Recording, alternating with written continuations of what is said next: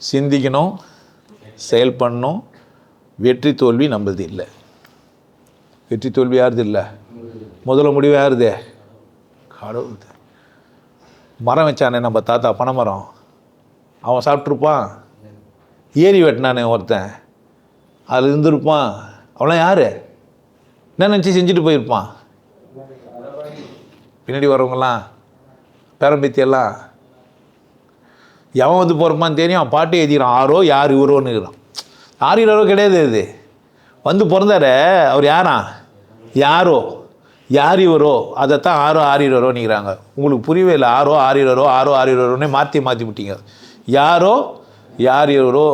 போன வாட்டி குப்பையில் பிறந்தவரோ, தோட்டியோ, அம்டனோ, பாப்பானோ, பறையனோ, செட்டியாரோ, நாய்க்கரோ, யாரோ யார் வரும். உனக்கு வந்து பிள்ளைய போகிறவங்களாம் ஊஞ்சாதியில் தான் போந்தான்னு நினச்சின்னு போகிறேன். உனக்கு போது தானே தெரியாது வர. அது ஒரு பிரச்சனை இருக்குது. அது அந்த பக்கம். ஆமாம், ஆற்றுல போய் குளிக்கும்போது உள்ள மீன் எதனா விட்டுருக்கோம். அதனால் நீ தெரியாது உனக்கு கரெக்டாக பட்பைட்டா அப்படிலாம் சொல்ல முடியாது. உங்ககிட்ட இருக்கிற 43 இருக்குது இல்லை, 23 வேறு குரோமோசோம்கள். அதில் உலகத்தில் இருக்கிற எல்லா ஜெனட்டிக் இன்ஃப்ளூயன்ஸும் வச்சுன்னுக்குது. இது பிறகுறதெல்லாம் நீ நினைக்கிற மாதிரி பிறந்தான்னு நினச்சிக்க போகிற. ஒவ்வொரு தாளும் தனி தான். எனக்கு பிறந்ததுன்னு சொல்ல முடியாது.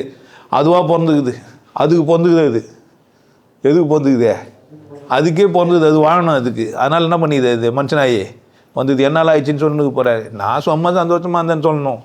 விட்டு நான் தான் பெற்றேன் அப்படிலாம் சொல்ல முடியும். அப்போ நான் இன்னொரு இதே மாதிரி ஒன்று பெற்றுக்கூட